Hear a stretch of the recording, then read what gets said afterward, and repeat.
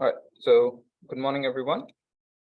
So continuing our discussion from last class, we had basically finished our discussion on applying styling rules to HTML tables, okay? And essentially the main thing that we learned from there was how to work with pseudo elements, generally speaking, right?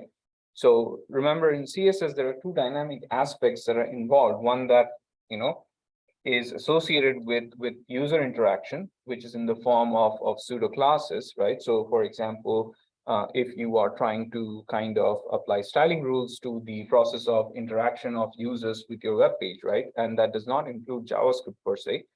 So if you hover your mouse over something, if a certain element of your web page is kind of active, so how do you design that differently in an interactive way?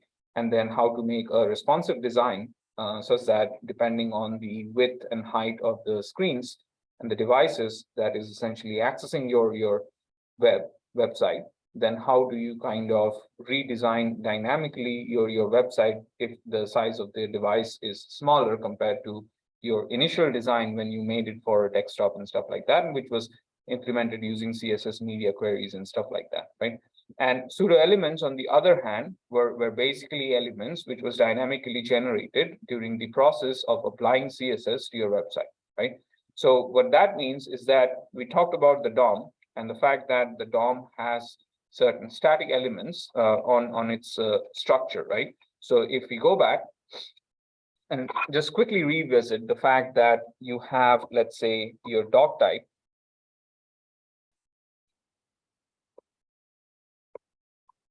Okay, this is completely broken.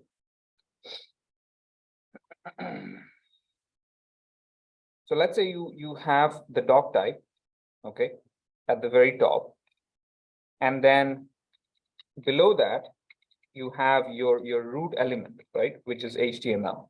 And under the HTML, you have two child that is known to be there, that is always going to be there. So you have the head element, and then you have the body element. So the head element essentially consists of any kind of information that is related to the metadata of the web page, any kind of linking of external libraries in the form of your CSS files, in the form of, let's say, Google API funds, or any other kind of external source libraries that you want to include on your web page, right? So these are there in the head section. Also, it consists of the title of your tab, such that the one that appears generally at the top of the page. So this is generally the title, and also the favicon or the favorite icon that also goes within the title itself, right? And as far as the body is concerned, you have all your user content, or not user content, but developer content, which will be rendered on the web page, right? So this is something that you as developer, kind of implement within your HTML pages, and this is what is rendered, right?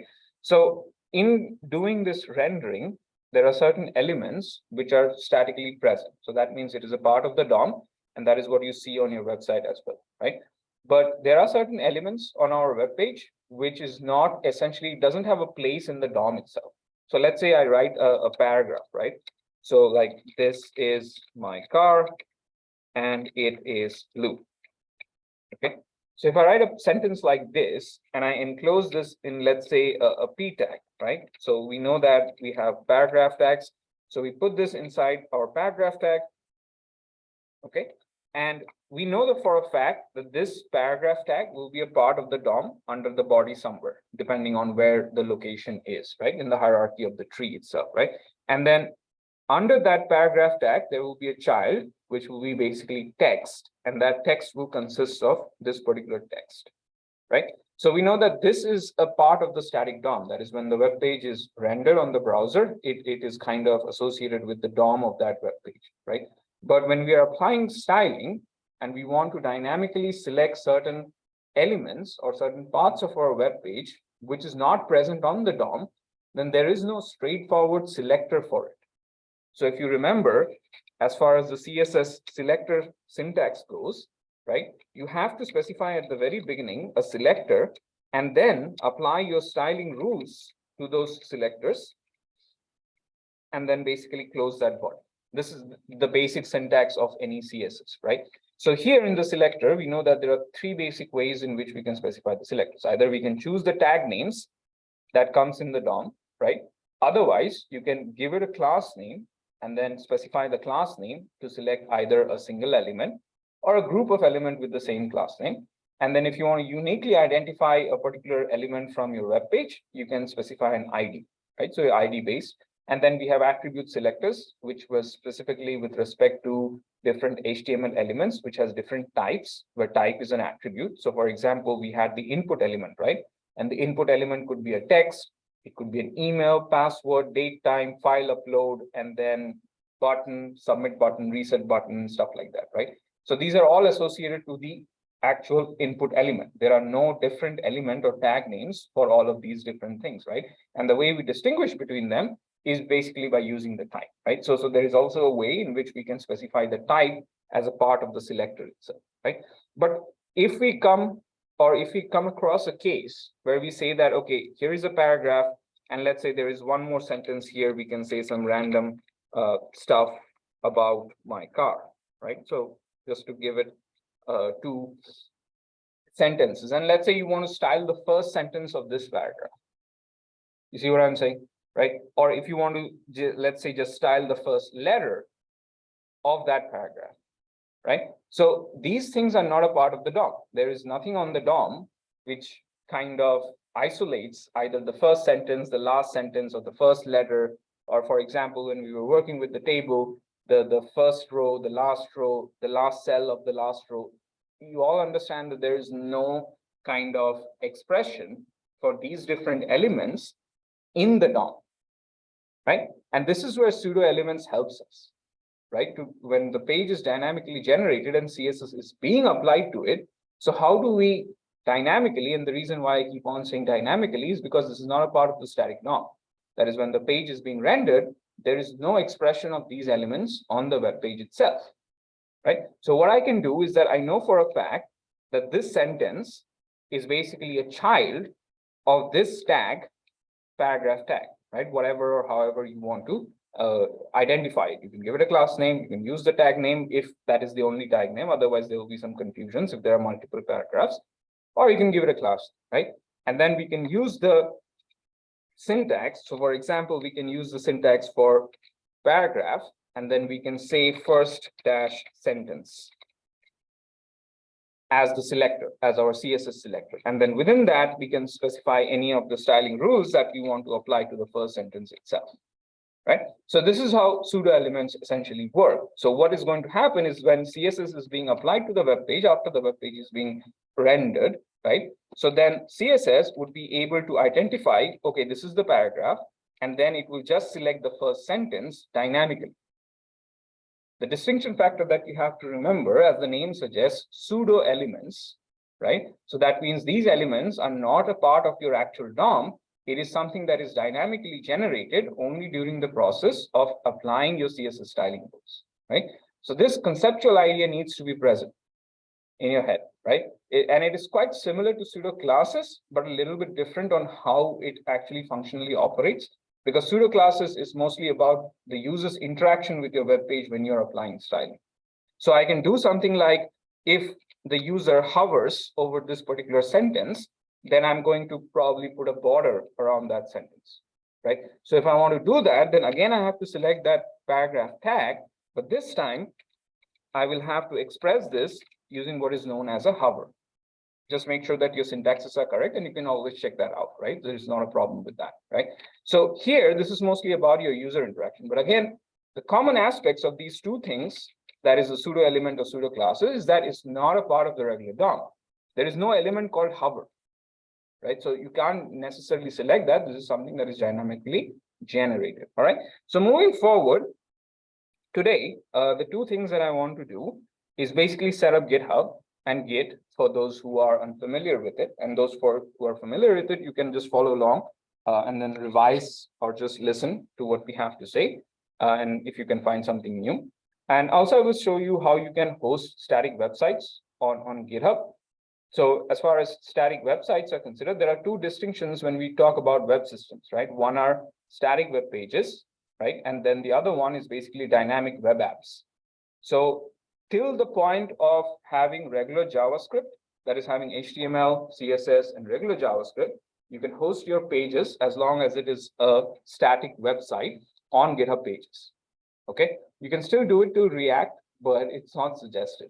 But when you move on to adding a backend to your website, which makes it a web app per se, right? And you add like databases and stuff like that, you cannot no longer use GitHub Pages in order to host your websites. Then you need a different platform, a cloud-based platform, preferably. Like Heroku is there, if you have heard of that. DigitalOcean is there.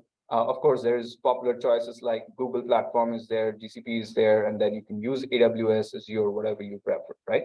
So I'm going to show you at least for the static websites, since we are working with static websites at this point of time. And just if you develop things like portfolio web pages or very simple JavaScript supported web pages, okay, you can also add JavaScript to your portfolio pages as well. Then you can use GitHub for free in order to host your websites, and maybe you can use that to share it with your potential employers if you're trying to, showcase your skill set, at least with web development, or in general, overall, your profile having a website is always good and something that is suggested that as CSIT students, you should have it as a part of your resume so that people can visit your website as well and see what you're up to, right? And you can share all your different projects, what you're working on, those kind of things on your website with a little bit more detail than compared to a resume. Because resume is always limited to write a few pages, right? So if you want to convey more information, then you need a place which is not hosted on your local host, right? You need a way to kind of convey that. So we will talk about those two things, okay? And then we will start our discussion and finish our discussion basically with respect to TailwindCSS, all right? So those who are not willing, but those who want to work with Tailwind right now, you need to have Node.js installed. Okay, so without Node.js, you cannot work with TailwindCSS. Okay, so if you have checked the syllabus before in the required software list, there was only one thing that was specified. That was basically to have Node.js installed. So if you do not have Node.js installed, just search for Node space JS, right? And it will take you to this website, nodejs.org. You can go to the downloads page from there, okay? And it will kind of identify your operating system that you're working on, okay? And then use the most stable version, which is the LTS version, which is recommended, not the most current version. We don't need that. As long as you're working around 16 and above, right now it is at around 18, version 18. So if you're downloading it for the first time, of course, you will be downloading it, the version 18, right? But 16 and above is okay, right? Something that I've been working with, and it's not yet deprecated, and most of the stuff is supported. So make sure that you download this. Whatever machine you have, 3264, just download the correct installer. At least for Windows, it's to an extent straightforward. You need admin access, okay? So because it's going to change a lot of things in your environment and stuff like that. Similarly for Mac OS, just go through the same process. And I'm not sure if anybody uses Linux, but if you are using Linux, basically you have to download the tar package and install it using the dpkg, okay? The package installer that is there for Linux itself, okay? So without this, we cannot work. And please make sure that this is there, because by the time we reach to React, everything will be dependent on it, because we are specifically not using Node.js, because Node.js is, the purpose of Node.js itself is to develop backends using JavaScript per se. Node.js has no functionality as such for the front end, which is the scope of this course. But the reason I mentioned that we need this is because when you install this Node.js, it also installs another software that is known as NPM, which is known as the Node Package Manager. So all of the packages that we are installing or that we will need, like for example, here we need TailwindCSS, that is an external package. We need React.js, that is another external package, and every other dependencies that React has, libraries that you will need for React, going forward React Native, those are all done using NPM, right? Or there's an alternative to that is known as Yarn. I will show that as well separately, doing with both of them. But you need that. So instead of me telling you to individually install a sub part of the package, what I'm telling you is to just install the parent package so that everything that comes under it gets installed by itself, and you don't have to like bash your head trying to figure out the configuration of NPM and making sure everything works, right? So for those of you who are unfamiliar, new to this territory, if you have worked with Python before, if you have worked with Django web development and stuff like that, there is a similar package manager there that is known as pip, right? So any packages that you install for Python, you essentially use pip install, and then you specify the package name if you're familiar with that. So that is what it does, right? For Java people, it's the Java marketplace, but I personally am not familiar with any terminal packages that installs Java. I'm sure there is somewhere, but it's, if you want to kind of draw some analogies, it's basically a marketplace, right? But this allows you, NPM allows you to do it through the command line interface, right? So make sure that this is installed, because if this is not installed, it is not going to work. So once the installation is done, what you can do is you can basically open a command line prompt, and then basically just check the version.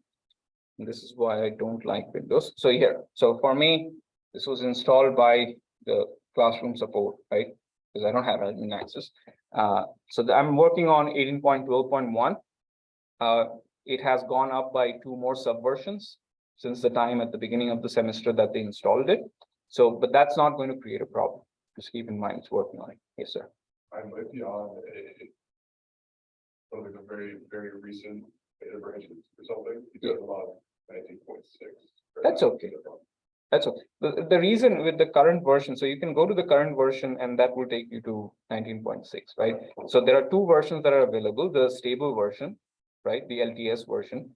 This is always suggested for new users because the instability with some of the new packages that they're testing out that they have not committed kind of remains for the latest version. So if you are like starting in this domain, you don't want that headache on yourself trying to deal with the inconsistencies of the packages that are present there, because that creates additional, I wouldn't say anxiety, but frustration, because you don't know that if the problem is because of you, or is it something wrong with the installation itself, right? So my personal experience and suggestions to everybody that I work with when they're starting to learn this is just stick to the stable version of it, right? But there is nothing wrong with it, right? And typically it doesn't mean that just because it's the most current version, there's going to be something wrong or it's going to be unstable. It's just, one of those bad days that you take one wrong turn and you end up in this domain and you're just stuck there, right? So why take that chance? But yeah, as long as you have something 18 or even 16, it's okay, but you won't get 16 if you're installed. So go ahead, install it. For those who are online, want to work with this. If you want to do it at a later stage, just remember that you have to install this.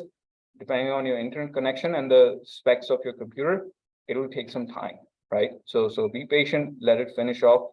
Basically, once it is done, all you need to do is open your command prompt, just type node and then version. This command will change depending on whether you're using a Windows, Mac, or Linux distribution. And then if it shows you the version number, then you're good to go, right? That's all we need.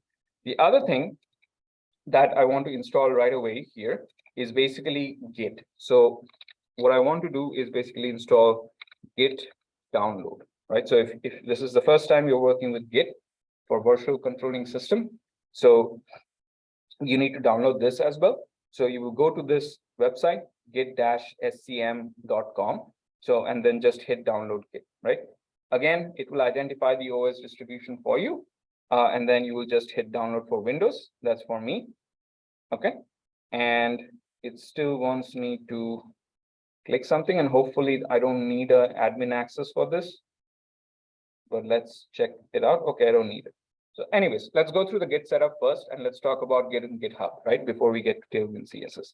So just agree with the license stuff, agree with your installation folder. You can choose, customize, or whatever you want to do. There are additional options that are there. I'm not going to, play around with any of these. I will leave it to the default option, whatever it is offering me. Leave it at the default option. You can create a start menu folder if you want to, but I won't do it here. Okay. So here, there is also an editor that will be used by Git. So if you do the drop-down menu, you will see that there is a lot of different options that will be provided to you. Vim is basically the universal option for Linux-based distributions, right? And Vim has a learning curve. If you have not worked with Vim before, getting used to the command that is there to work with Vim is a little bit complicated, right? There are other options in Linux, okay? There is the gedit option. I don't know if it is specified here somewhere, but there's a lot of options. I don't see gedit. There is also nano. Okay, so that is another substitution for the Vim editor for those who work with Linux, right? And I find that a little bit easier for beginners. Okay, once you have figured it out, then always go to Vim. That's the suggested option. But anyways, if you're not working with Linux, there is no need for you to worry about it. And of course, what happens after that is you can see for Windows, you have Notepad++. We have seen this. Don't do this. Okay, that's like very beginning, right? So we will go with what we are already using, which is Visual Studio Code. That's one of the most versatile editors that at least I know of. Atom is also there, but haven't heard many people use that. For Mac people, a lot of people use Sublime as well. That is their option. But we will just select, I will personally select Visual Studio Code, and I will suggest those of you who would want to keep it under a single roof, just hit with Visual Studio Code as well. All right. And then repositories. So there are things called branches in Git, right? You can think of it as like you have a single apartment and that apartment has different rooms. And each of these rooms, somebody else is living inside of that room, right? So the way they behave, they live, and the activities that they perform are completely different, right? So what Git can do is basically track all those different activities and then kind of merge that together to sync them up all together and then create one single branch, right? So there is a default branch. That default branch has two names, two options. Either you can call it master or you can call it main, right? So think of master or main branches as like your entire apartment. And then if you create sub branches, that means you're creating single individual rooms like a bedroom 1, bedroom 2, living room 1, living room 2, kitchen 1, and those kind of things, right? So here, when you say let Git decide, then as you can see here, the default name of my branch, my parent branch is going to be master. Okay, this is important. You need to remember what you give a name to this, whether you want to call it master, whether you want to call it main, because there will be a synchronization issue later on if the name of your master branch in your local system is different from the name of the master branch on GitHub when you're trying to push your code to GitHub and save it there. All right, so just let Git decide. But what you need to do for first-time users is just keep a track of what is the name of your master branch. Is it master or is it main? Whatever it is, stick to it. So if I choose let Git decide, then Git is telling me that currently it's going to be master. So my default branch is going to be called master. That is the only information that I will recall for the time, right? So I will move forward. And you can see here the other option that is given, that is if you override the default naming, you can see in the field here, the suggestion itself is main. So you can name it whatever you want. You can even choose to go beyond master and main, and you can work on that, right? But just stick with master if you're working on it for the first time, all right? And then there is the path environment options. So we'll just use the recommended options. I will not change anything here. So I will just use the second option that is there. That is, I will be getting the option of using Git from the command line. So that means command prompt and stuff like that. But in addition to that, I can also use it through third-party softwares, and third-party software essentially is VS Studio Code, right? So if you remember from my workstation at home, right? When I use Git and GitHub, you see the bash that I see, the terminal window that I see for VS Studio Code is a Linux type terminal, right? That is coming from Git. That is the Git bash is what we call it, right? It's not an actual Linux terminal, it's basically Git bash, right? I don't use Microsoft command prompt or PowerShell, all right? So I'm just going to go next here, okay? Just use the open SSH thing. So there's no problem here. You don't have to worry about it. Keep the default option. What comes after that, keep open SSL. So here, the ending is suggested is you use the Windows style and commit using Unix style. Okay, so we were just going to keep it as is, okay, not change anything. Okay, so we'll just go next. And then this is the additional terminal window that will be provided through Git. Okay, so we will just keep the default options again. I'm not changing anything there. All right. And then the Git pull. Git pull is basically when you are using the Git terminal to kind of pull the changes from the GitHub repository where the project is being stored, right? So it is asking us like, what kind of behavior do you want for Git to perform when you kind of pull some project from GitHub repository using the command line terminal, right? So we are just going to select what is known as fast forward or merge. And what essentially that means is that if there is a difference between the code base that you have on your local system and the GitHub online repository, then whatever that changes is, it will be synced up. So that means if the GitHub repository has a little bit more code base and you don't have that, right? Somebody else in your group, let's say, added that code to the GitHub repository the day before, and now you're working on the later part of it, right? So you want the up-to-date code. So when you want an up-to-date code, essentially the command that you execute from your terminal is git pull, and then wherever the the source of that project repository is, right? So when that project repository is brought into your local system, then whatever that difference is, how do you want Git to treat that difference, right? Do you want to just merge it and then add that additional piece of code to whatever the code base is on your local system? Or do you want to refactor the entire code base, right? Rebuild the whole project, right? So this is your option. I'm just going to select again the default option because that works just fine. There's a credential manager. Just choose the default Git credential manager. Nothing to do here. Caching, you can keep it on, right? Nothing to explain here. If you want to support Git for experimental stuff, you can check mark these boxes here. I'm just going to avoid it, all right? Again, and then I was just going to git install and then let it do its work, right? And let's wait a little bit and then talk about a little bit about Git and GitHub while it does its installation, all right?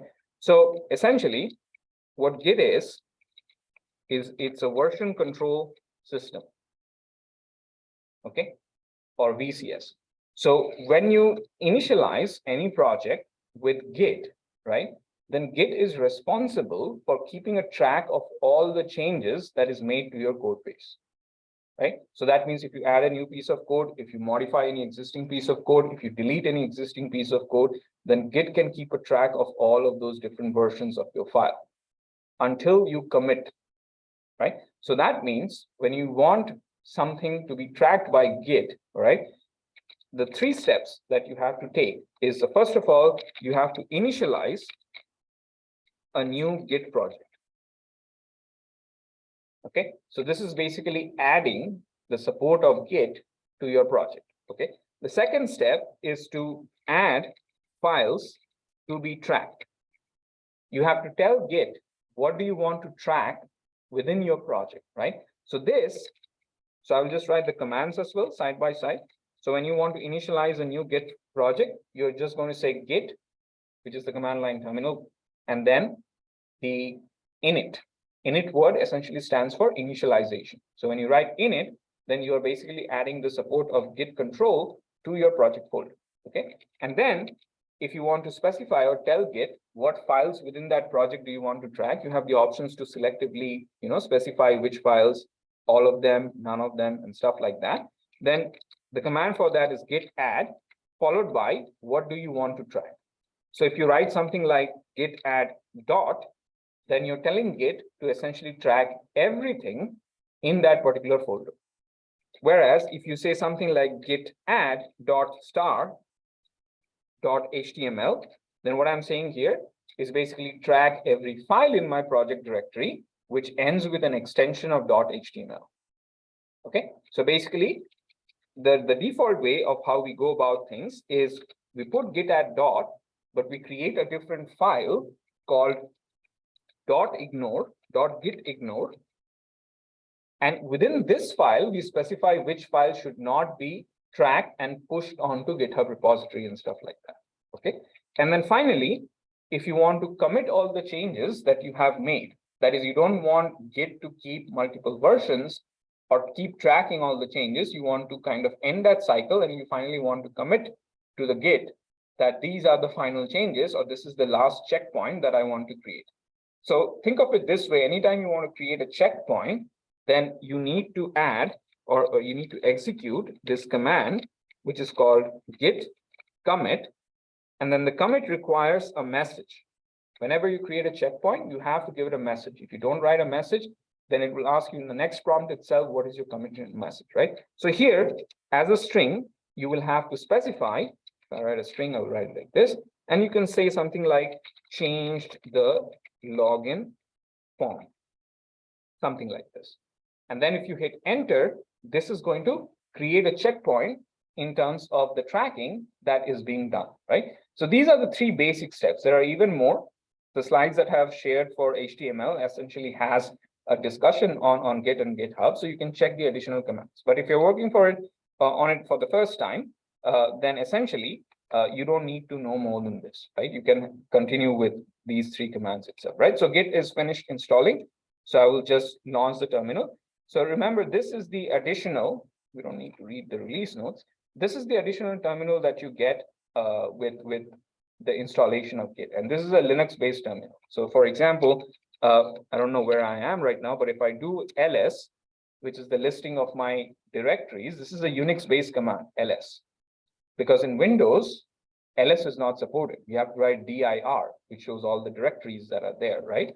So this is the Linux-based terminal that we get through the installation of Git, and we essentially call it git bash, right? So now, once git bash is installed, sometimes, let's see if Visual Studio Code was able to auto accept it. Okay, it was not. So let's restart our Visual Studio Code. All right. So in order to restart Visual Studio Code, I'm simply going to write code in the terminal. That's basically the shortcut for Visual Studio Code and opening it through the terminal, any terminal that you're in. And hopefully, okay, it did an update. That's fine. All right.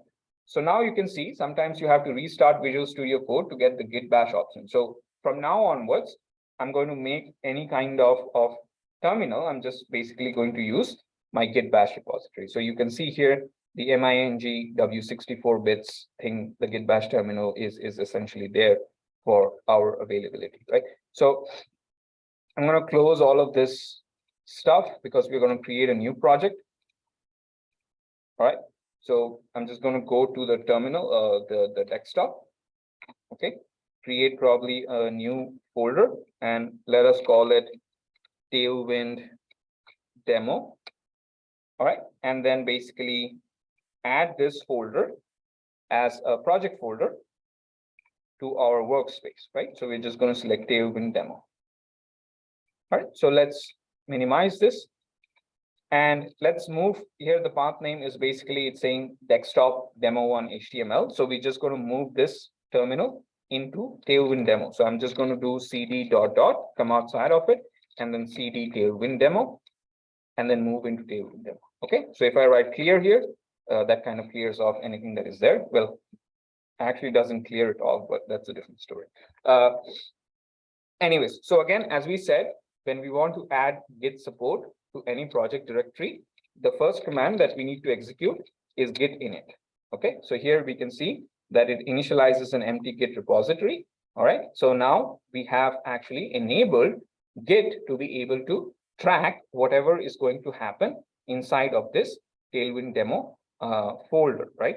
So the first thing that I'm going to do is we need something here, right? So let us put some simple file. So in order to create a file using the Linux terminal distribution, the command for that is touch.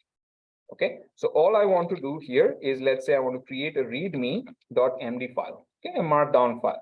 So if I create this, we can see here to the left on our Project Explorer area that a readme file has been created. So if you want to create, let's say, a heading in a readme markdown file, we use this syntax hash or pound, whatever you want to call it, right? So you can say that this is a basic demo for Tailwind CSS. Okay, so this like we know in HTML, there is H1 to H6 for different levels of heading. In a .md file, which is a markdown file, the very first heading, that's the largest heading, is with this pound symbol. So if you give 2 pound symbols, that's H2. If you give 3, that's H3, and so on and so forth, right? So we will just keep this, and I will also create another file in the root directory, all right? And that is going to be my .git ignore, all right? So .git ignore will specify the list of files, folders, which I do not want to push to GitHub. Remember, you don't want to push everything to GitHub, all right? So here, I'm going to do touch and then .git ignore. All right, this is the file name. The file name itself starts with a dot. It's not an extension. Go. How can I open the So you can go here at the top, you see it says terminal, or you can simply press control and then the tilde sign. Either one works, right? It might ask you that to which folder do you want the terminal to be opened with, then you can do that. Did you get it? Yeah. It's on So close VS Studio Code and restart it again. Okay, so the same thing happened with me right now. All right, so I will create git ignore. So here in git ignore is basically a file where you can specify different folder or file names that you do not want to be pushed to GitHub once you are ready to kind of send everything to GitHub, right? So here I can specify things like star.env. So env.env files are basically environment variable files. These are secret files, or these are files that stores secrets that is associated with your codes, right? So for example, let's say you integrate Google Maps with your front end. To work with Google Maps, you need a Google API key, right? That API key is a secret that only you should know, because if somebody else knows it, they can put that key in their project and they can use Google Maps at your expense, right? It costs money, essentially. Some of them cost money, right? So you don't, when you are keeping a track of the changes that you're making and then you're trying to store something, you are storing it on an online repository. The online repository is GitHub. GitHub is not the version control system. Understand this. So Git is the software that tracks every change that is happening and then creates checkpoints. And then GitHub is basically that cloud drive, so to speak. It's similar to like OneDrive, Dropbox, and stuff like that, but more suitable for code, right? So you push all that changes using Git to a GitHub repository. So remember, GitHub is basically a repository or a storage location of all your work and nothing else. It does not do the tracking for you on your local system. On your local system, in order to do all the changes or track all the changes that you're making to your code, create checkpoints for your code base, you need to use Git. So that is the difference between Git and GitHub. So they are used in tandem. There are other options other than GitHub that can be used to replace essentially the online repository. So GitHub is replaceable. Git is not. Okay, understand this. This is basically the difference, right? So here, for example, when you work with, let's say, React.js, and you add any kind of external libraries to your project, okay, there exists a folder called node_modules. And this is specific to JavaScript-based projects only, right? And that consists of all of the downloaded and installed external libraries that is associated with your project folder, right? You don't want to push those things up to GitHub because they are not directly a part of your code. They're just external libraries that you have attached to do something, right? So you don't want that to go to GitHub. So let's say if you want to specify that folder, we don't see that folder, but essentially the folder looks like this. So if you simply write the name of the folder in git ignore, then no matter what tracking you do and no matter what checkpoints you create within your folder system itself, when you push it to GitHub, okay, when you try to store this code to GitHub, they will not, basically Git will not send those particular files, folders that you have specified in the .gitignore file to GitHub. You will be safe, right? So anything that you don't want the public to see, you specify that within your .gitignore file. A noticeable thing here is that the file name itself is .gitignore. It is not an extension. It is basically the file name, and that's how it is. Right, so that is one subtle difference that you might find if you're seeing this for the first time. All right, so just keep that in mind. All right, so once this is done, what we can do is just for testing purposes, since we also want to do the GitHub pages right now. So I'm going to show you a simple thing that we can work with. So let's say we create something like, for now, just for the purpose of web page hosting, let us do touch and then index.html. Okay, let us do index.html. And the thing about GitHub pages is if you're hosting a GitHub page, or if you're hosting a static website on GitHub itself, it will look for the root or landing file, which is here in this particular case for us in this project is going to be index.html. Anytime when you're hosting a page with GitHub pages or with GitHub itself, if GitHub cannot find index.html, essentially then it will not be able to show your page. Okay, this is going to be a problem with us with Tailwind CSS because the directory structure for using Tailwind is a little bit different from the directory structure that we are familiar with, that we have learned till now, right? When we are working with just plain old HTML and CSS. Because remember, every time we have worked with HTML, I've told you, you can create as many subdirectories as you want, but in the root directory, you need to have index.html. The reason why I kept saying this is because when you send it to these online platforms and you want to host your page through this online platform, your online platform will go looking for this file, and then it will host your website through that file. So if it cannot find this landing file in your root directory, then it will have some troubles. And then you have to go through the trouble of kind of reorganizing your GitHub platform to make it link with the original file, and then it can show it, right? So if you ever come to this position where you have done everything correctly with respect to web page hosting on just GitHub, right, but it's still not showing up, then the first place that you should look into for debugging purposes is to see whether GitHub can actually find that landing page that you have, whether it is in your root directory or it is present somewhere else, right? So you need to link that. Just to make a note, just make a note, mental note or physical note of this debugging issue that you might hit at some point of time, okay? All right, so we will make an index.html, and then we will put an HTML file here. So I'll just use a boiler template. I'll just say here demo, and within the body, I'll just use an h1 tag, and I will just say this is a demo page. Something like this, very simple, nothing too complicated. All right, so here, let me also just show you how the GitHub, the git ignore thing works. So what I want to do here is in the root directory is I will just create a folder name. Let's say I will call it something like demo for git ignore.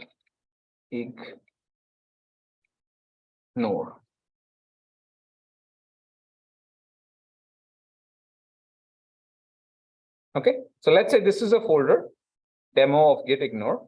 Okay, and I don't want to push this to my GitHub repository when I do create this stuff, right?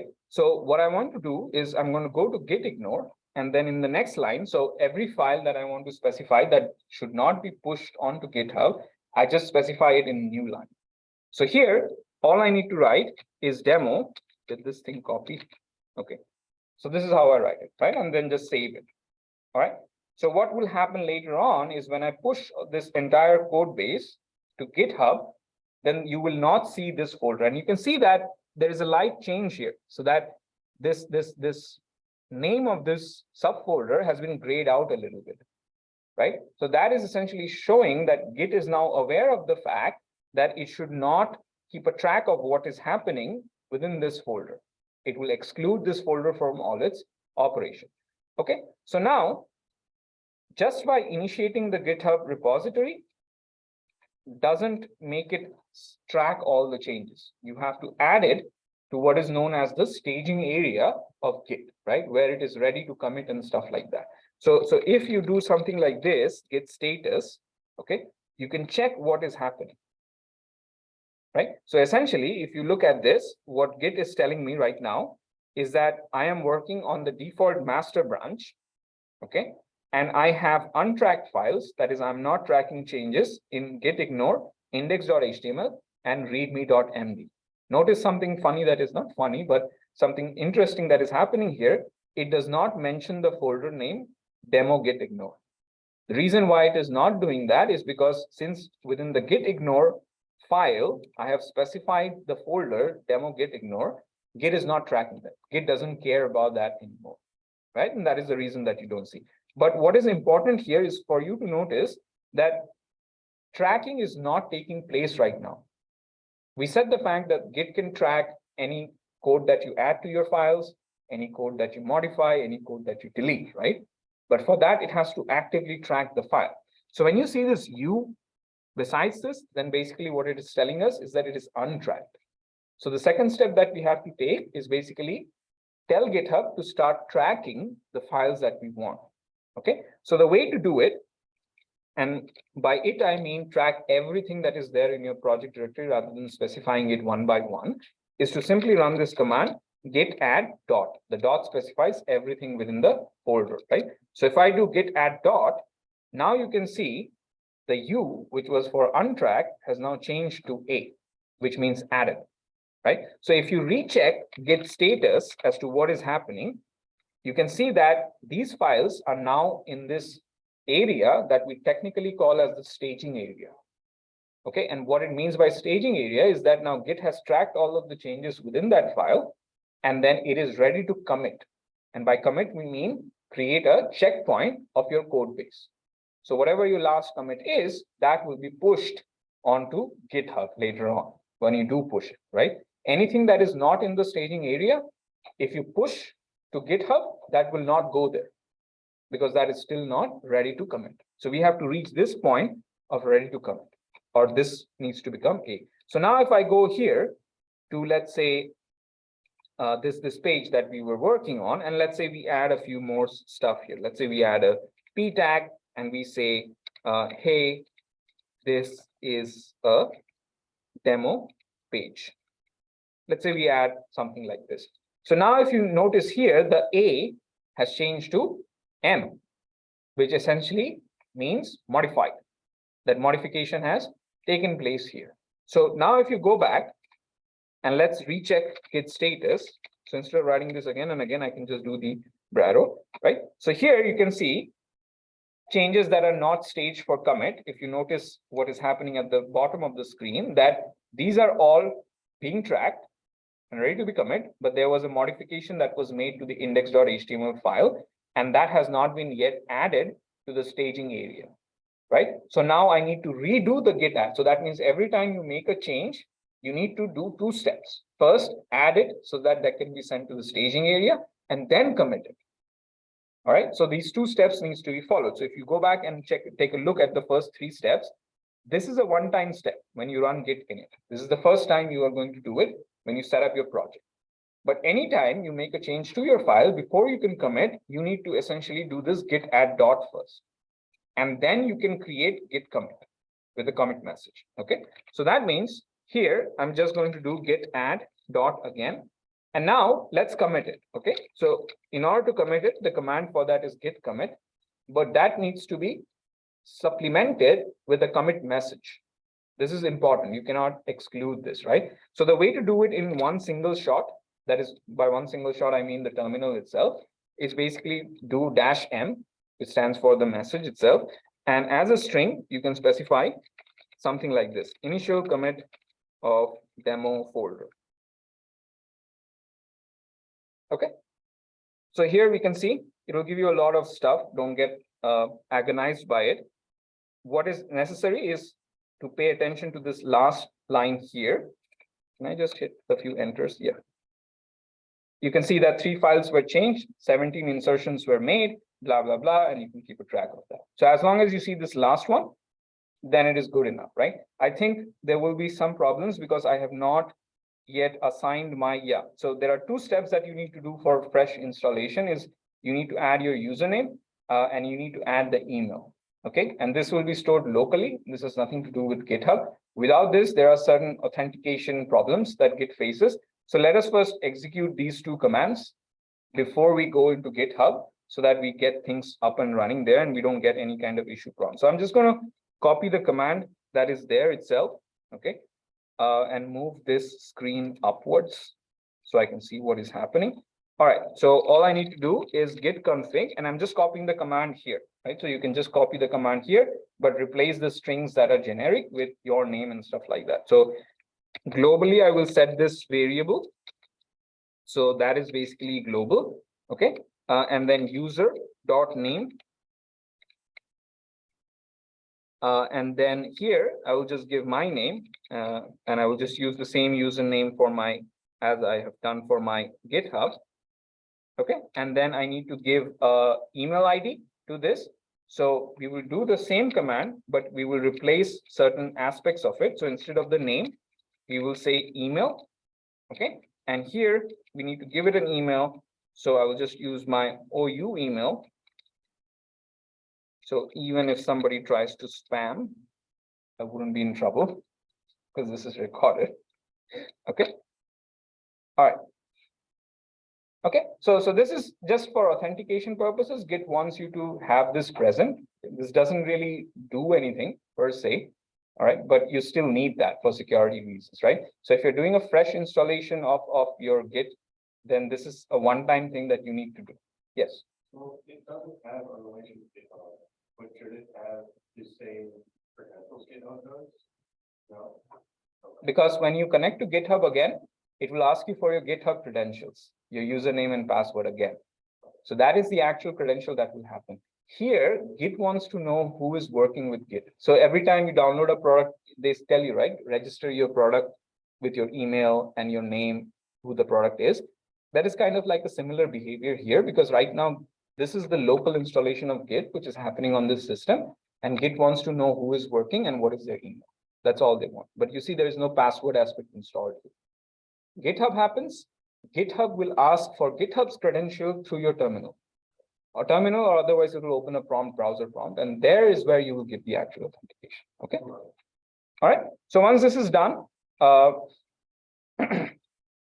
the next thing that we need to do is basically set up our GitHub repository and then sync the GitHub repository with this local repository, such that any changes we make locally, we can push it from time to time whenever we have done sufficient work to GitHub, so that even, let's say, our system crashes, something happens, we don't lose our files. There is a checkpoint that is created there. All right.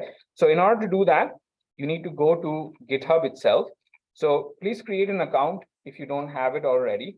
It's pretty easy to kind of sign up. Just follow the prompts. Okay. The important thing is, of course, this is quite a extensive, not an extensive, but things are already there. So you will see a different page if you are creating this platform, or if you're signing up for this platform for the first time, right? So you will see a page that is different from what it looks for me, right? When I open it for the first time. But worry not, everything is kind of present here under your profile. Okay, so the two things that you just need to be aware of and keep a track of is this plus sign, because that will allow you to create new repositories or import repositories that already probably exist, or create a new project. You don't want to do that. You want to do it always through Git, okay, and not on GitHub itself, although it gives you that option, right? And then if you want to check all your existing repositories, okay, if you can sometimes not find it, then you will go to your profile menu and then just drop down it. And then if you hit your repositories, then essentially Git will just show you everything that is there, right? So what we want to do right now is first create a new repository. So I will go to the top right menu where the plus icon is. Right besides that, there is a drop down menu. Okay, so I will click on that and it will tell me new repository. So I will just hit new repository, right? And here you need to give it a name, right? So I will just say Tailwind _ demo _ W2023. Okay, this need not be the same as your project folder's name. You can give whatever name you want to give, right? You can give it a description, demo for Tailwind CSS. Okay, then you have the options for public and private. Essentially, if you keep it public, anybody can kind of pull from your project directory. Anybody can download your code and stuff like that, depending on the license that you have specified. They can adopt it, use it, but yeah, keep it open source, right? Unless it is something very specific to your company. But if you do company-based stuff, they probably wouldn't allow you to keep it on your personal account either. So that is that thing. So I will keep it public, pretty easy. And public is where you need to be if you want to host something on GitHub pages, right, as a website, and then provide that as a link to somebody else for it to view it. It needs to be public. If you private it, well, they won't be able to access it. Okay. All right. Other than that, just keep everything default. Don't touch anything else, right? Because we have already created a README file. You don't have to check that box up. We don't have to use a git ignore template. We are creating our own. So we just leave it as it is. Don't select a license either for now. Don't do it, because sometimes what happens if you select a license, this version of your project folder will be different from what you have on your local system already. So when you try to push it for the first time, it will give you an error because it will tell you that the versions of your repository are different. There is something that is already present on GitHub and that differs from your local system's version, right? So before you can even push for the first time, you will have to do a pull to merge everything, and that goes through additional headache, right? So sometimes I have seen that beginners, when they are working on this for the first time, they make a mistake is because they create new files here because they think it is harmless, but it creates a different version of your project repository, right? And as a result of that, even for the first time you try to push your code from your local system to GitHub, there are two different conflicting versions, and then GitHub doesn't accept that. So you have to refactor your code base. So just leave everything default. The only thing that you're going to write here when you click new repository, give it a name, give it a description. It is optional, but that's it. Once that is done, just hit create repository. Nothing else. The page that will come after this is an important page, right? Because it lists all the commands that we need to execute in order to sync up our local Git with the GitHub repository and then be able to push our code onto GitHub, right? So the first step that we did here, you can see that everything that is written here, not everything, but the Git init, we already executed that to initialize. The README file, we added it, but in a different way, okay? So we don't have to worry about this. We did the Git commit, all right, with commit message as well. We did the same thing, right? But we used our own message. But now, what you see here, you don't have to worry about this git branch -m master because we are working on the default master itself, right? What this is essentially doing is telling that this is the main branch. But the way we installed Git on our local system is by choosing master as the main branch. That was the default option Git gave. So you don't have to execute this fourth or fifth, whatever command, right? What is important for us is these last two commands. The second last command that you see here basically establishes a remote repository for our local Git.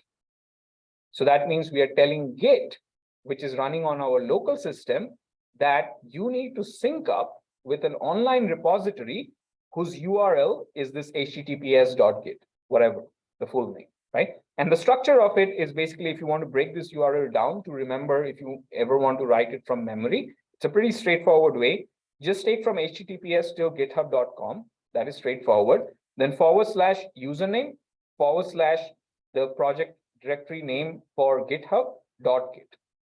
That's it. So if you think of it this way, there are just three pieces of the puzzle in this URL. It seems a pretty big URL, but if you understand the components, then it is kind of easy to keep a track of. And then this adds, so what we are going to do is we are just going to copy this part here. Okay, not the entirety of it. We're going to come back to VS Studio Code. All right, I'm going to clear everything out, and I'm simply just going to paste it. To paste it, all I do on this terminal is just right click. If I right click, I don't have to do Control V and all those stuff. Right click, it shows up whatever is copied, right? So what this is doing is it is telling Git to add a remote repository. Okay, so remote add, and then the origin is going to be this one. Okay, so if you hit this,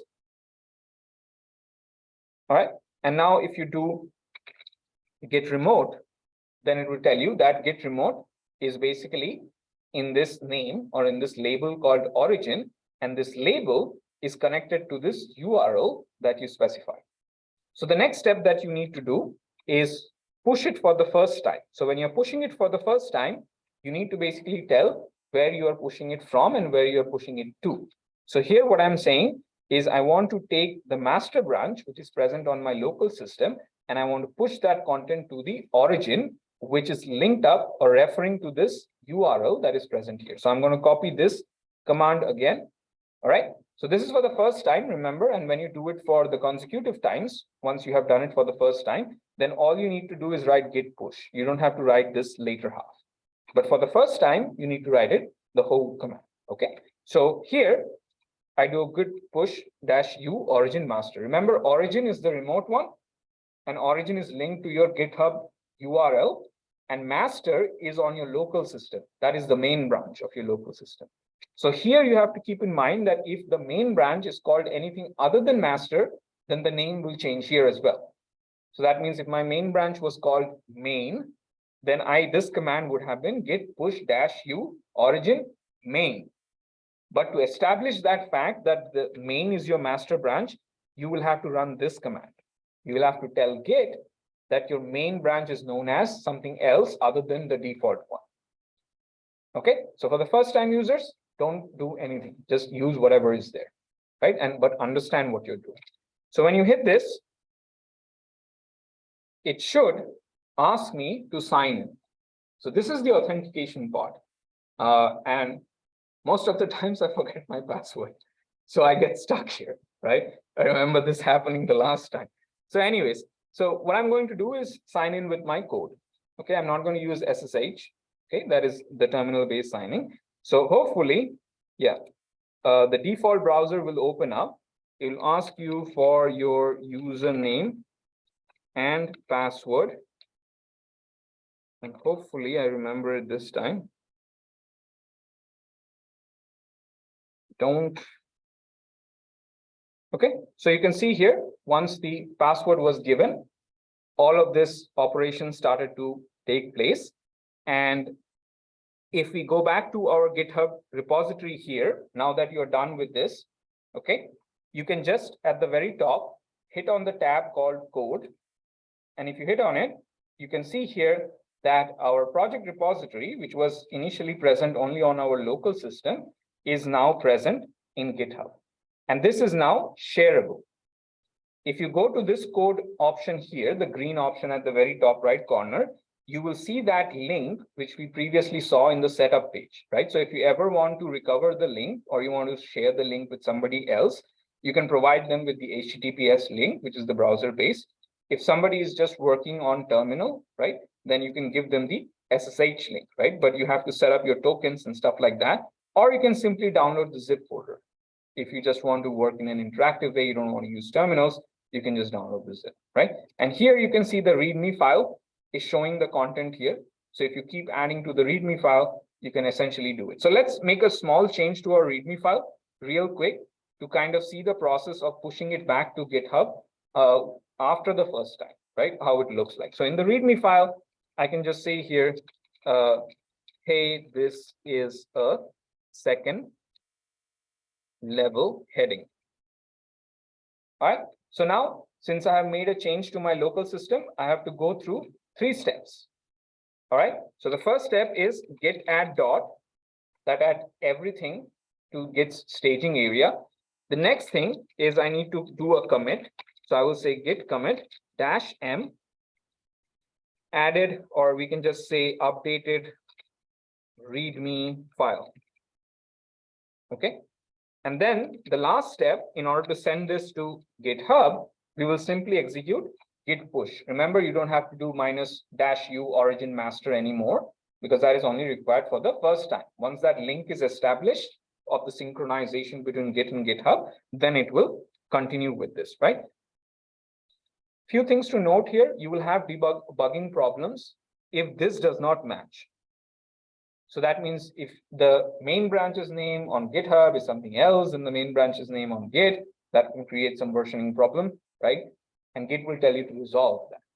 Okay, so if you ever face an issue that you are not able to push, check those differences. Check what it is there on your local, check what is there on GitHub and see if there is any difference. If there is any difference, you basically have to merge all the changes and then be able to push.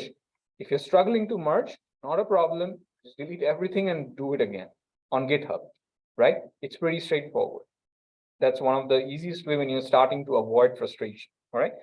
So now if we go back to our GitHub page, and if we refresh this page altogether, you can see my second line, which I added on my local system, is now present on GitHub as well. Okay, pretty straightforward. So once you get the flow of it, it's just a bunch of 5 or 6 commands, even for beginners, for them to be able to work with it, right? And as you become more and more proficient, you can learn more and more commands about branches and stuff like that. And remember, anytime you want to take your project that is already there on GitHub and you want to bring it to your local system in Git, the first time that you run it, you have to run the command called git clone and then specify the URL of where your GitHub project is.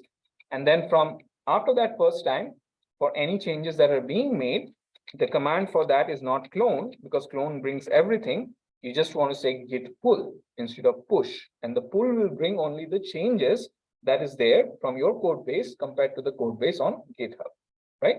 So those are the other two commands that you might be able to use when you're working from a different system that you generally don't use. All right. So anyways, the next step that I want to show you is, assuming that this is a website, a portfolio website or something like that, that we have been working on, how do we host this from GitHub using the functionality of GitHub Pages? So if you look at the top, there are many different tabs here, right? So you have code tabs, which shows you the code base itself. Then you have your branches here. You can check. We just have a single branch here.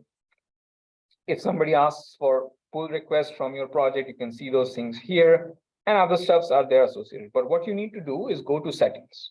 Okay, go to settings. It will open all of these pages. Now pay attention to the left-hand side. At the very bottom here, above security section, there is a thing called pages. So you need to go to pages, and then here you have the options of where the source of your project directory is. So of course, it is from my branch, okay? And the branch that I want to use is basically my main branch.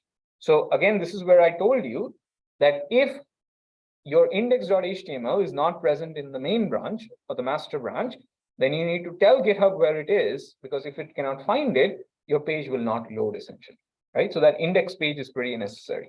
So we will say master branch, it is there in the root folder itself, and then I will just hit save, okay? So what you need to do now is, if you have bought a domain that is a custom URL for your web page, you can essentially add that here, and then people can use that domain name to access your website. If you do not have a domain name, that is absolutely fine, but GitHub will generate a dynamic link for you. That is the only difference that is going to happen, okay? So for this, you need to give it some time. Depending on the size of your project, it will take some time for GitHub to host everything. But once everything is done, essentially there will be a link here that will be shown to us, and then that is the link that you will give to everybody else to show your project page, right? So let's give it some time, work on something else, and see if it can populate the link in a little bit of time, right? While we work on something else. All right. So in order to work with Tailwind CSS, the easiest way to go about it, right? Let me just, now I need to move this back down, is go to Tailwind CSS and then go to this link for installation. This is basically the documentation link page, right? So if you go to the Tailwind CSS, now Tailwind CSS is basically a CSS framework, right? So what that means is that instead of writing basic syntactical CSS that we have learned till date, right? You can use the syntax for Tailwind, and it creates a level of abstraction over the regular CSS syntax that we see. So that makes the code writing process a little bit more optimized. That is, you don't need to write your entire CSS in a separate file. And what Tailwind provides us is basically CSS class names. That is an important aspect here. So instead of for example, to give you an understanding of how Tailwind will help you, is if you want to write a CSS to apply background color to, let's say, a division, right? A division tag name. So the way you would do it is basically you will write a div, okay?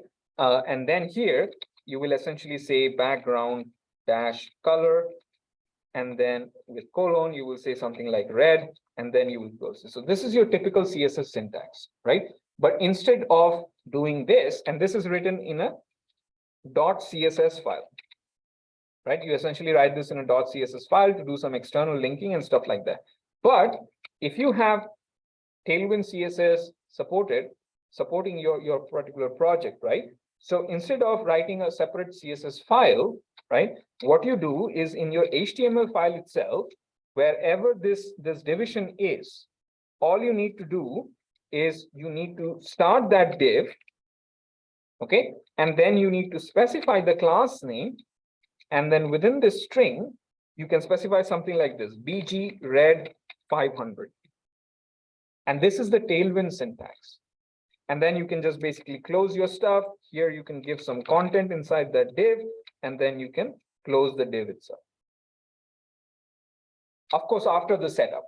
But the implementation process, this is the difference that you get. So instead of writing a separate CSS file altogether, Tailwind CSS gives us class name based CSS. Okay, so all the syntax is, of course, in the documentation itself. Okay, but first we need to go through the installation process. Okay, that is very important because if we don't install it, we cannot use this abstracted syntax here. And another thing to note for beginners here is that this is not an alternative to learning CSS. Without knowing the CSS that we have discussed in the last 4 or 5 classes, you cannot work with Tailwind CSS because Tailwind CSS is built on top of your actual CSS. So if you do not know what CSS is, what CSS does, you cannot relate to the Tailwind syntaxes, even if you look at the documentation. Okay, all right. But once you start to get a grip of what Tailwind is, you will find it to be pretty cool. And the reason why we are learning Tailwind against all of the other alternatives that are available for CSS frameworks like Bootstrap and then Material UI CSS framework is because Tailwind CSS in particular works well with component-based frontends. So what component-based frontend is basically examples for that is React, of course, which we are learning. And then you have Vue. If you have heard about Vue.js, that is another component-based framework. And then you have Angular.js. You might have heard about this name before, right? So for all of these, Tailwind is quite suited for them because Tailwind is developed to work well with these component-based frameworks. So that is the reason why we are picking Tailwind. Another issue is some of these CSS frameworks, they come with their predefined style and changing them is quite tedious. But since there is a class name and you can see here that you can specify different values and stuff like that. So even if you're using the Tailwind framework itself, you can design and develop something that is unique to you and it will not look something similar. There's a funny thing there and nothing against Bootstrap itself, right? But if you go and check projects that are developed using Bootstrap, they will look very similar. There's very little uniqueness. You can look at a project and you can say that, oh, this is Bootstrap. The reason behind it is because there's a predefined file in Bootstrap. That doesn't mean Bootstrap is bad. It's just that it doesn't give you the capabilities to make it your own. So that is why we're sticking with this particular option. All right. So let's go through the setup process here. The setup process is the only thing that is one of the the learning curves there for first-time users, because if you don't set it up properly, you cannot use this class name based syntax. And if you cannot use this class name based syntax, then nothing will essentially work as far as Tailwind CSS is concerned. So let us be patient here and let us work through the installation of Tailwind CSS in order to make sure that everything is working. So before we get to that, I just want to check my pages here, GitHub pages to see, right? So here, so now you can see that if things are ready, it just initiated a space for me on the cloud and stuff like that. But my site is live here. So if I click on this site, this is the page that we generally used to see on localhost, but now you can see that there is an HTTPS link here. So now you can do everything that you have already done on the page. Let's say if you want to create a portfolio page, I can do the same thing, right? And all my links will work and everything will be running just fine. So I can continue with this hosting option until we reach to React. When we get to React, we have to change our platforms a little bit, right? Yes. How did you do URL for your video?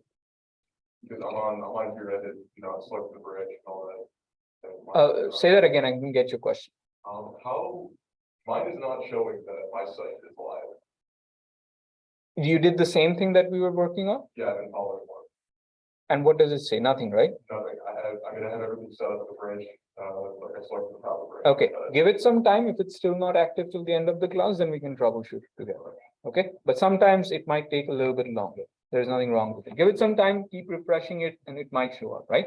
And always remember, if your project is too big, of course, it will take some time to get things set up on the GitHub side as well, right? So be patient. But if it goes above, let's say 1 hour, 2 hours, then something is wrong, right? Then you have to recheck what is wrong at that point in time, right?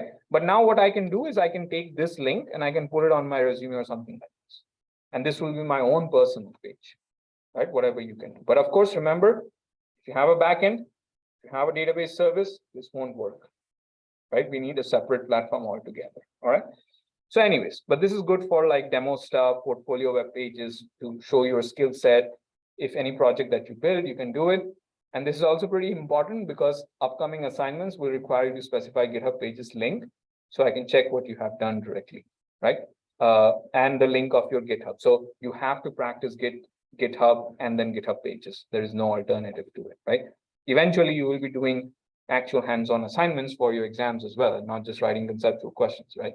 So The submission for that will not be snapshot based, but I will just tell you to give me two things: your GitHub repository link, so I can check your code base, and your GitHub pages link, so I know you know to host it, and I know what it looks like as the final product as well. Okay, so please practice this. If you do not include those links, you will get a nice flat penalty, which is not based on your work or step. There will be no step points for that because it's two links, right? Practice, practice, practice. That is the solution. Okay, so coming back to Tailwind. So if I go to this TailwindCSS.com docs, this is basically your best friend when you're starting to learn Tailwind CSS. Okay, and all of the different concepts that are there, and by concepts I mean the syntax that we need to use for Tailwind. And remember, syntax for Tailwind is nothing but CSS based class names. That's all there is to it. But for using those class names, you need to know what the actual CSS behind it is. Okay, so I'm going to go to the installation, and I'm going to select the option for the command line interface installation. All right, and you can see here that there is a bunch of npm based commands that is being used. So before I even do that, I need to set up my project directory to work with external third-party libraries, right? Because there is this question, let's say, what happens when you install all these third-party packages, you upload your stuff to GitHub, and somebody else wants to use it. Will they install all of these individual packages one by one the same way you did? No, you don't want to do that. So you want an automated way to keep a track of the dependencies on your project. So if you have heard about Maven, Mercurial, okay? So basically those are your dependency trackers, right? So when you take your project from one platform to another platform, it prevents or it helps us to not have to install all these third-party packages individually on the other platform. It can be done in an automated way. So we want to do the same thing for our package because we are adding an external library right now. Our project is no longer an HTML CSS plain project, but it has an external library. So to do that, we need to set up something called a npm init file, right? So this should be the first step that you do for every project. You need to run npm init and git init, two steps that you need to do. So once you do npm init, it will take you through a bunch of prompts. So package name, if you want to keep Tailwind demo that you have, just hit enter, and it will automatically kind of accept that value. It will ask you for the version for npm init, just continue. If you want to give it some description, you can say demo for Tailwind CSS. Okay.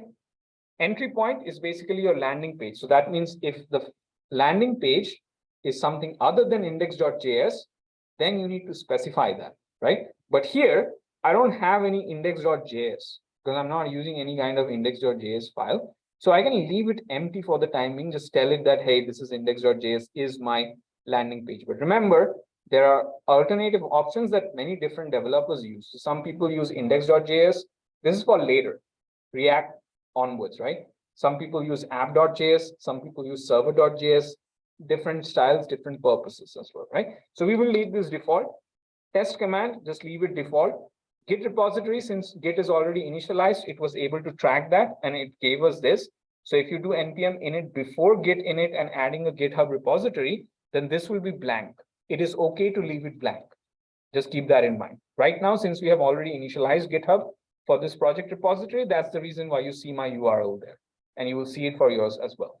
But if you do this for the first time before doing any Git thing, right, this will be empty and it's okay to be empty. There is no problem. Keywords, you can give keywords. These are like hashtags for Twitter.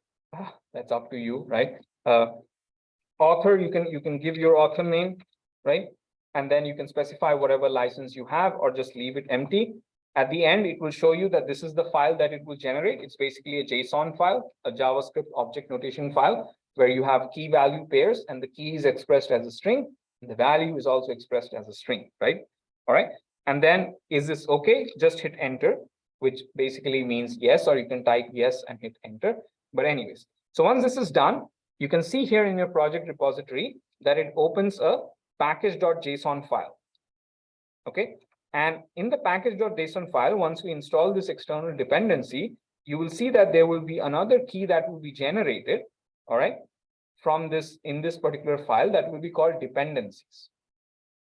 Okay, so what happens is that we push this file to GitHub, and once somebody else downloads that, when they run git npm install, right, basically it will go through this whole file that is present and install all of the libraries that is associated with it. And this is how you do dependency tracking for web and mobile development, specifically working with JavaScript based projects. Okay, things are different for Python and stuff like that. All right, so anyways, once we have set this up, now we can move to the installation of our Tailwind CSS.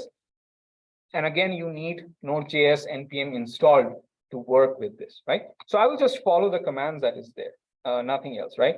So the first thing that I will do is run this command, npm install developer Tailwind CSS. The -d is for developer dependency, right? Not production dependency.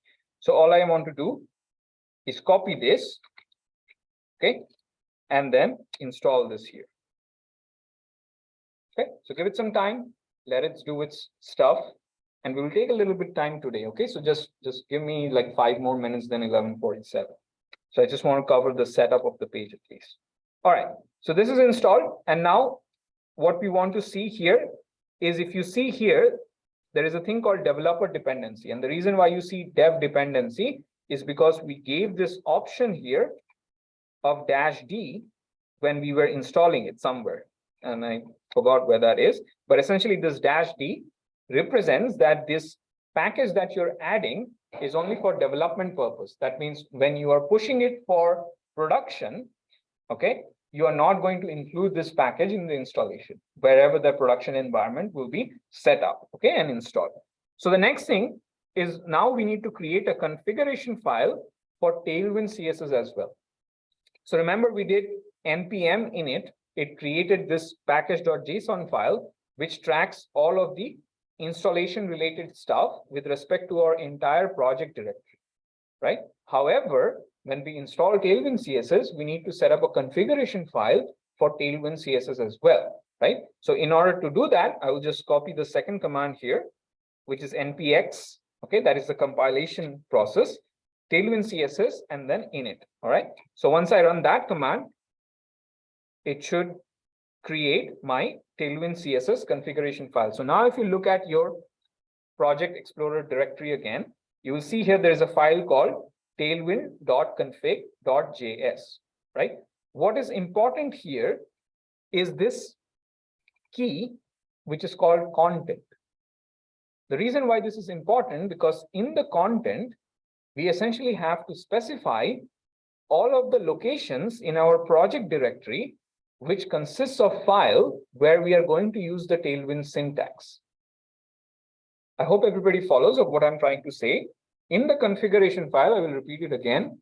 We need to specify the path or the directories where we have files, which is going to use Tailwind CSS syntax, such that it can be identified. So this is what I need to specify here, okay? But before I go there, and remember, the node modules folder is basically consists of all the files that is coming from third-party library installation, all the installation files, right? So we don't want to push this to GitHub at all. Never push the node modules to GitHub.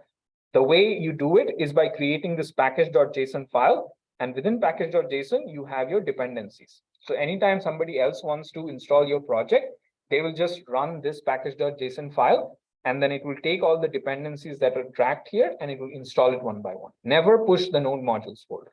All right, so I want to change some of the stuff within my project directory to make it work for Tailwind CSS. First thing, I want to delete this demo git ignore. I don't no longer need it. I just used it for the purpose of showing you how .git ignore works. So I don't need that. So I will just clean it from my project directory, and I will just clean it from my git ignore as well. I will close my package.json file. I don't need this anymore. Okay, I don't need my index.html here either. So the first thing that I want to do in the root directory, I want to create 2 folders. Okay, the first folder I will call as src or source. So I will create the directory first, and then I want to create another folder in my root directory, and I will call it dist. that stands for distribution. You can also name it as build. Sometimes people like to call it as build, but essentially source consists of all my installation file, which will be compiled to create the output directory, right? So this is something that I will call as distribution, because this is the content within that is what will be distributed to everybody else. The source will consist of everything that I eventually would like to work on, right? So what I want to do inside of my source is create an input CSS file. So that means I want to do touch in order to create a file. And then inside of src, I want to create a input.css. This input.css will consist of my initial set of files, which will be compiled to my actual CSS. This is the only thing that I want to put it. So now inside my input.css, there are a few files that I want to essentially include, right? So if we go back to our installation, okay, first let's work on the tailwind.config.js. So remember in tailwind.config.js, as we were just discussing, within this content section, I need to specify within these third brackets the directory location where I will have all of my files or all of my files that will be using Tailwind syntax. Okay, so I want to set this up. So here, what is it saying? It is saying that in the root directory within a folder called src, take all the files which ends with an extension of HTML or JS. And this is where you will find all the Tailwind syntax. Is that true for us? We need to check that, right? So in the root directory, inside a folder called src, use all the files that is going to use Tailwind syntax. Do we have any file that ends with HTML and CSS? No. Where we want to put this is essentially in our distribution file. Okay. So if we go to our distribution file, that is where I will deploy all of my images and all of my different HTML files, my different JavaScript files, if that is present and stuff like that. So within my distribution folder, let us create my actual file. So I don't want to create this. I just want to move this to my distribution folder.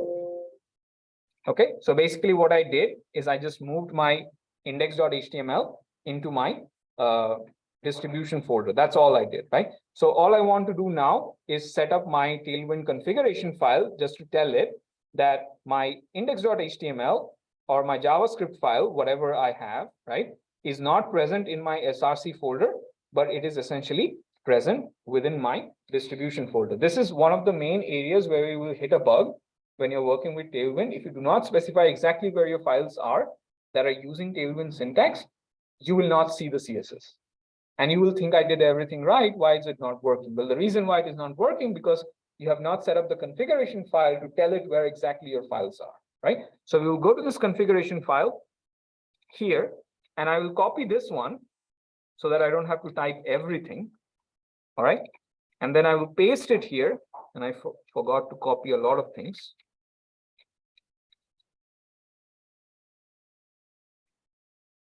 Okay, I'll paste it here. All right, now it looks similar. Yes. All right. But instead of src, I want to say dist, because I'm not keeping my index.html files and other files that will use Tailwind CSS within my source folder. I can, if you want to, right? But I'm putting it inside my distribution folder. That is essentially what I want to do. All right. Another thing to note is that this is also the place, the config.css, sorry, where you can define your own CSS styling rules. Because when you use a framework, it has its own set of CSS, right? But if, let's say, you want to add your own custom defined CSS rule and then use the Tailwind CSS syntax to have a class name for it, right? Then the place where you need to do it is basically this location. All right, so now everything is set up. So we can move on to the next step. Let's see in the documentation what is there. So now inside src input.css, we need to add these 3 lines. So I'm just going to copy this. Okay, go to src input.css that we had previously created. And all I want to do is just paste this, right? So I will compile this file to create my actual CSS file, right? So just make sure that what I did. Okay, so just copy this. All I did was go here, copy this, and paste it inside src, inside input.css. That's all I need to do, right? Now we need to compile this file, input.css, and generate a new file, output.css, and put it inside my distribution folder. So I'm just going to use the command that is here. So I will copy this command on step 4. Okay, I'll go to my command here in VS Code, paste it here, just make sure everything is good. So npx TailwindCSS will run the command itself. The -i is basically telling what is the input file. The input file is the file that you see on this canvas here. This is what we are working with, right? So -i, and then I say // that is root folder, src, we are in src, input.css. Good, all good, right? It's the right directory. Then -o is basically saying where will the output file be? So that means when this is compiled and the result is generated, where should that file be kept? We want to keep that file in the other folder, the distribution folder, right? So we are saying -o ./dist, okay? And then output.css, that file will be created. The reason why we are giving this --watch is because anytime you make changes to this folder, then that change needs to be recompiled. So you have to run this command again and again. So instead of doing this command again and again, if you give this last option, which is --watch, it will recompile for you. You don't have to run this command every time. So that is the reason why we have that last part, which is --watch. So if you execute this, and if everything goes well, then you should see all your stuff in Tailwind CSS. So now all we have to do is go to index.html, all right, and then link this output.css file to your HTML. You still have to do that, right? Because this is an external. All of our output is in output.css. So what I'm going to do here is basically use my link tag, okay, for style sheet, and I'm going to say in the root directory, use output.css. And notice here in the terminal changes when it is happening, it's rebuilding by itself. You don't have to run this command again and again. All right. So now when this is added, hopefully everything will work now. So we will give it a class name, and let's say bg-blue. This is just from my memory, and 500. And hopefully this is connected. And there is an extension that I want to add here. Settings, oh, not settings. If you go to the extensions from the settings here, and then search for Tailwind. Okay, so this is the one, Tailwind CSS IntelliSense. This will provide you code support for Tailwind syntaxes. So make sure you just install that. Okay, so just as you're getting support for HTML syntax, CSS syntax, you will get support for Tailwind syntax as well. If it does not activate by itself, just restart your VS Studio Code real quick. All right, so this is my only concern here because this is still not kind of identifying this. So my guess is this will not work, but we can check if it happens or not. Okay, but yeah, it is happening. All right. The reason why I was saying I was a little concerned is because when this thing identifies the Tailwind syntax, then it will show you the color palette itself, right? But sometimes, as we can see here, it is not showing us the color palette, but this is how you can work on it, right? So in the next class, I will give you another example on how to do the whole navbar business, but this time with Tailwind, so you have something to compare of the same thing that you did in CSS versus Tailwind CSS. All right. So this wraps up CSS. This Friday, I will give the assignment for CSS. It will not include Tailwind, okay, the basic CSS that we have done, and I will also probably upload the quiz real soon. Okay. All right. So I will see you again online next Tuesday. Okay. Bye-bye.